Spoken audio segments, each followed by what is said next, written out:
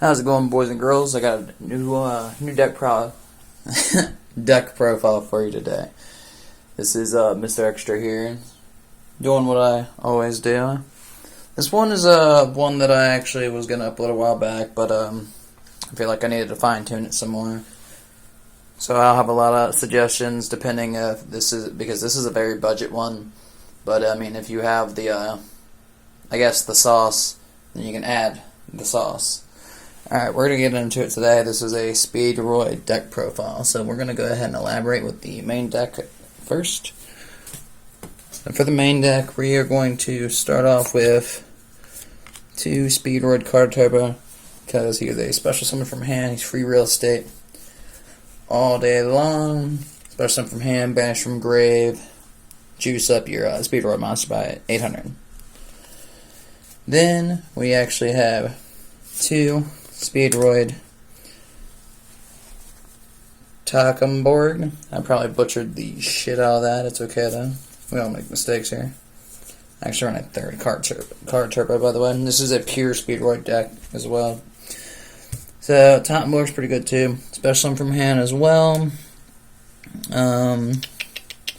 Just restricts it after he special summons from hand. Rest of the turn is just you can only use win monster effects. But I mean, the deck's about 95% win, so there's that. We'll get rid of those 2. We have 2 Din Din Daiko Duke for a typical 3-star tuner who's the machine who you banish from grave, and he's going to let you special summon a speedroid monster from your hand or your graveyard. Not bad. Would run 3, but I feel like 2 is more than enough, because you draw them all in the same hand, then you're going to have to figure it out. I have 1 speedroid Fuki Madoshi Piper. Really good card. I only currently have 1, but if you have more than 1, you should run 2. Excavate cards from the top of your deck equal to the number of 1 monsters you have. Then pick a card, put it in your hand, and then put the rest at the bottom of your deck. And you can banish him from grave as well. And you can target a spirit monster that is I believe a 3-star or higher win monster, and you can reduce its level, because this is an aggressive synchro deck. Not bad at all. Alright. We have 1 Terratop, because Terratop is currently limited to 1. He's an old card. Special summon from hand. When he's normal special summon, he's going to let you search for a speedroid and add to your hand. Pretty nice. Next up, we have Speedroid Double Yo-Yo. I run a playset of these. Now, this deck is extremely budget. Like, it's about as budget as I can explain it. Nothing in here is pricey. The extra deck's probably more pricey than anything. So, he's a normal summon, and he lets you special summon a speedroid monster from your graveyard that is level 3 or lower. Very easy.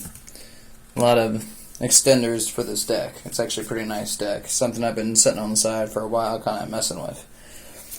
You have 3 speedroid Horse Stilts. Horse Stilts, when he's normal, you can special summon a level 4 lower speedroid monster from your graveyard. And during your main phase, except turn he's sent to the graveyard, you can banish him as well, and send a 1 monster from your deck to grave. So you can use him as a primary, or you can use him as a pitch something to the grave and then banish it from grave. Like, for example, pitching Dan Dan Duke, then banish Dan Dan Duke from the grave and special summon a speedroid monster from your graveyard. Place it of those. I would say 3 Terratops, but again, like I said before, it is still limited. I actually run another Takumborg, which I already explained what he does earlier. We have 2 Speedroid Red-Eyed Dice.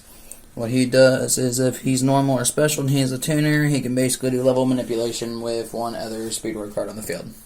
Very easy for plays. Then I have 2 Speedroid Marvel Machine. He's a pendulum, probably the only pendulum in this deck. He is a normal summon. You activate him, and then you get to search Speedroid monster and add to your hand. Then you can't special summon monsters for the rest of the turn except win monsters, which, again, that shouldn't hurt you at all. Then we have 1 Speedroid Ultra Hound. Now, Speedroid Ultra Hound is a pretty interesting card. What it does is when he's normal, you can send a Speedroid card from your deck to grave during the main phase except this turn. This card was sent to the grave. You can banish him as well, and then target one Speedroid monster in your grave or shuffle it into the deck. And if you do, special summon one Speedroid synchro monster from your extra deck with the same level, but a different name, but negates effects. So basically, you would use the initial effect, send a Speedroid card from your deck to grave, and then use his other effect once you sync him out to the graveyard. And you're going to have to do it the following turn. You can't do it the same turn. Banish him from grave, target Speedroid monster in your graveyard, shuffle it. You're going to want to target one of your synchro monsters that you've already cycled through, because you're going to end up climbing into Clearwing Rider. And you're going to put him back, and special summon a Speedroid monster from your deck with the same level but a different name. So, in this situation, you'd basically just trade off your synchro monster for another synchro monster for Speedroid. Anyways.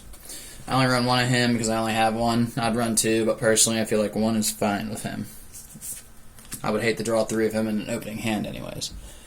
Then we have one Marmalade, the True Draco Phoenix. You're probably wondering, why is he in here? He's not a Speedroid monster, he's a worm.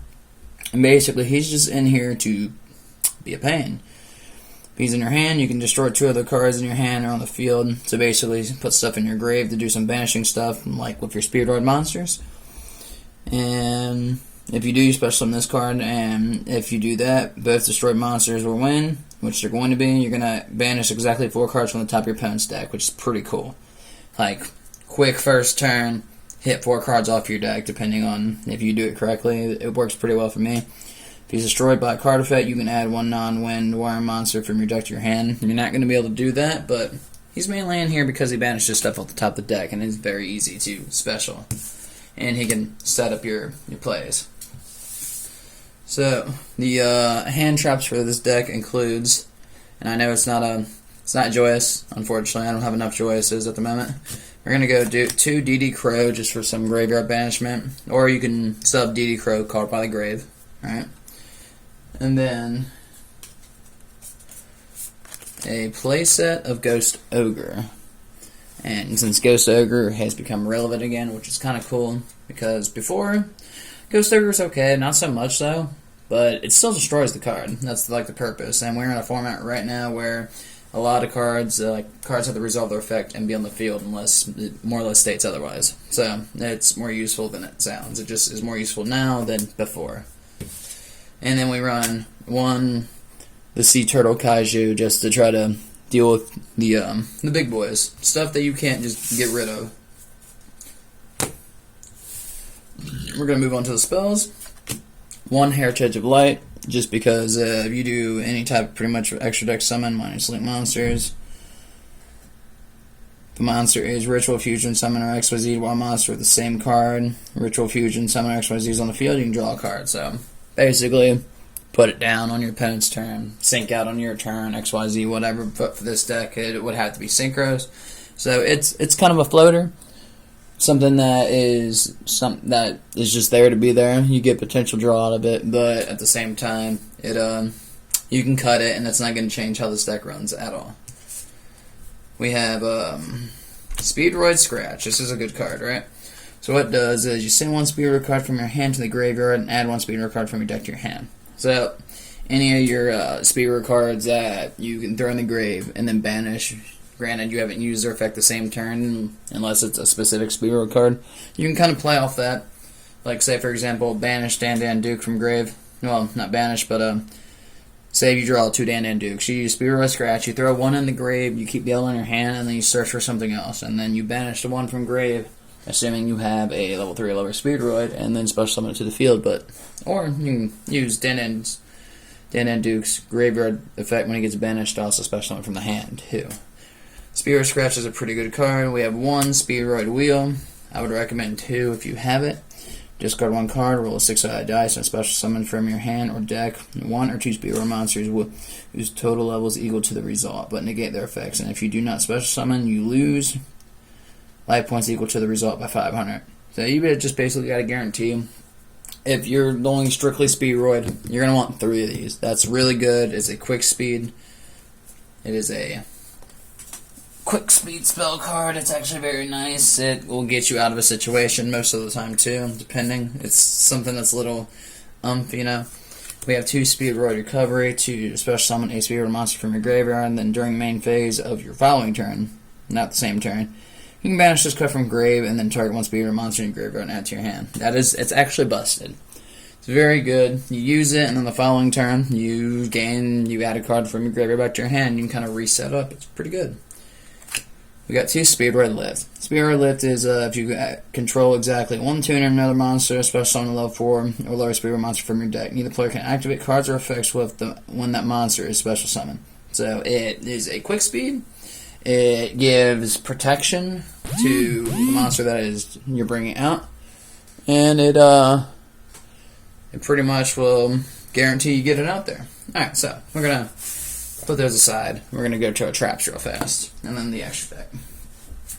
So our traps are a little simple for this.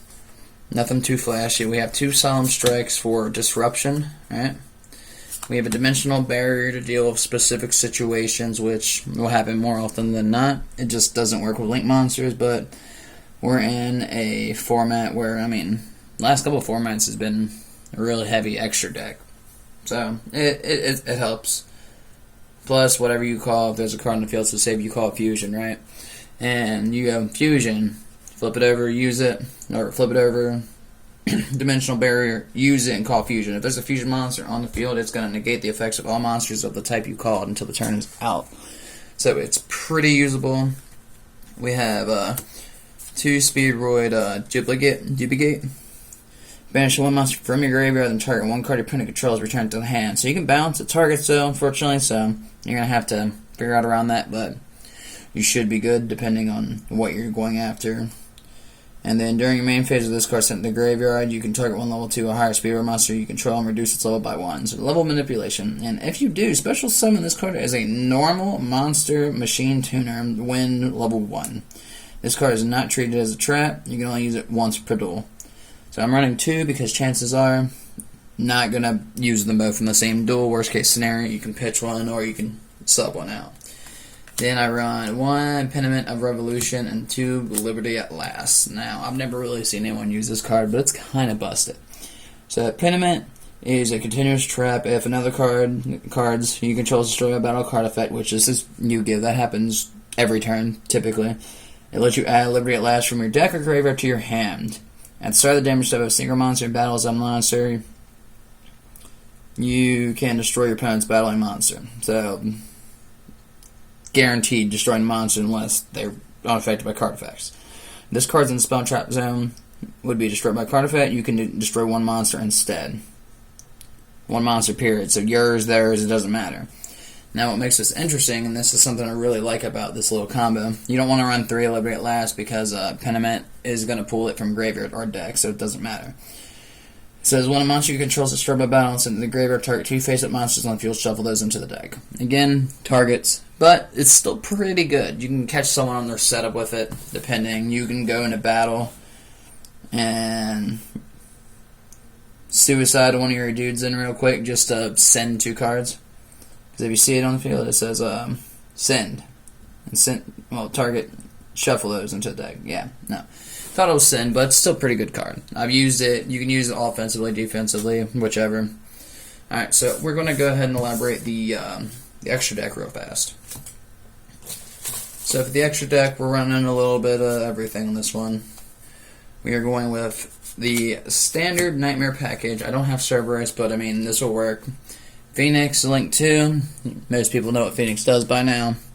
It's code Link when you throw it out and use its effect, pop out back row. Unicorn does the same thing, but he doesn't do back row. He sends a card in the field back into the deck.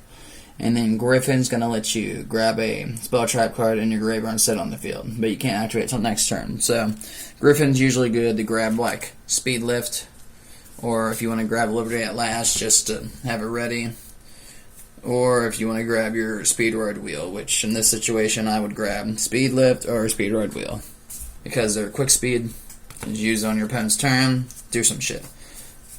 And then we're also running an Appaloosa Bow Goddess, which, again, there for the negates.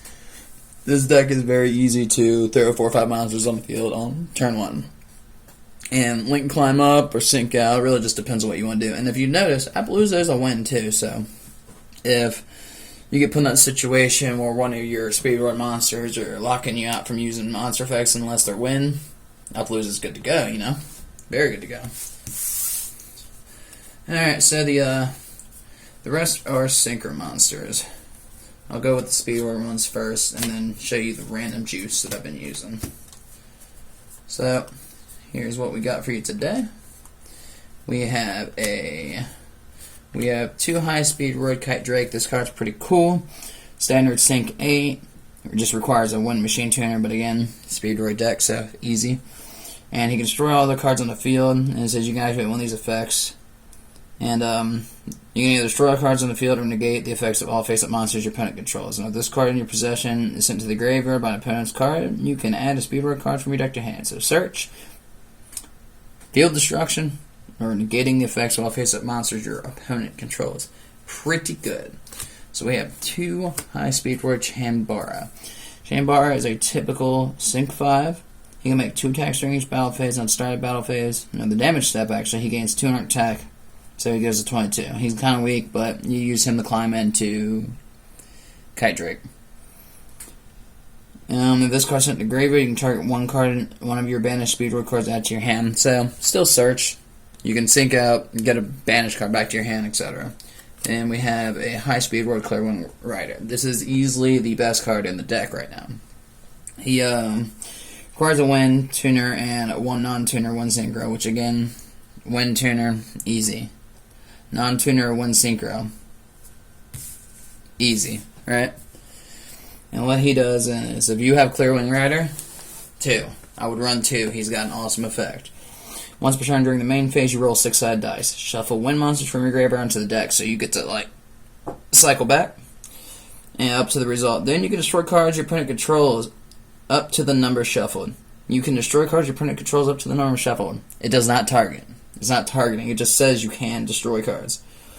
And it says this card gains 500 for each card destroyed by this effect. So if you roll back 6, so you take 5 times 6, 3,000. He becomes a whopping 6,500 beater, right? Now, until the end of this turn, he keeps that. He keeps the difference till it turns out. During your opponent's main phase, you can quick effect tribute this synchro summon card and then special summon up to 2 level 7 and 1 synchro monsters with different names from each other. Pretty good card, very flexible. Like I said, easily the best choice here. Now we are running a Shinshin because it's Shinshin. I mean, come on.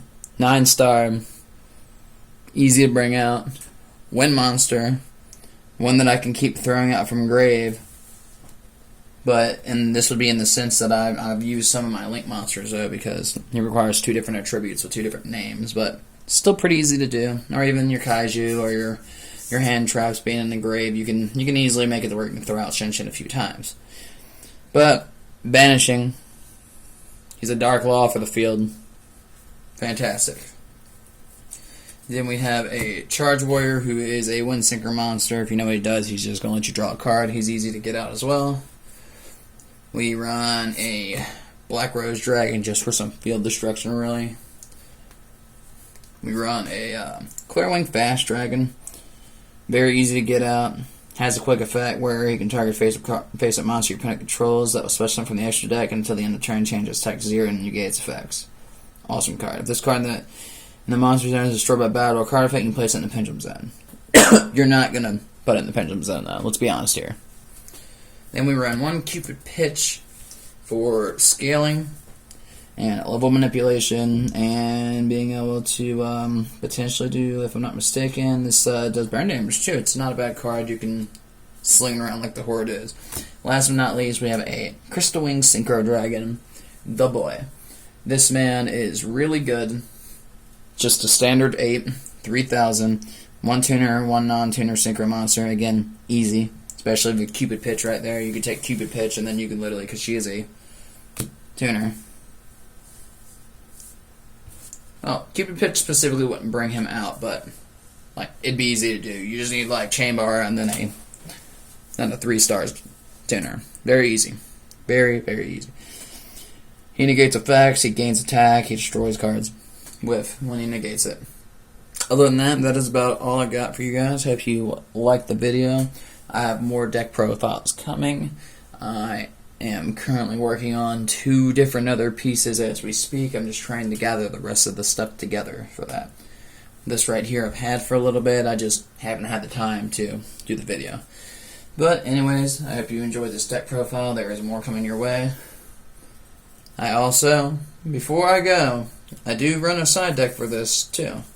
So the side deck includes Heavy Storm Duster, playset 2.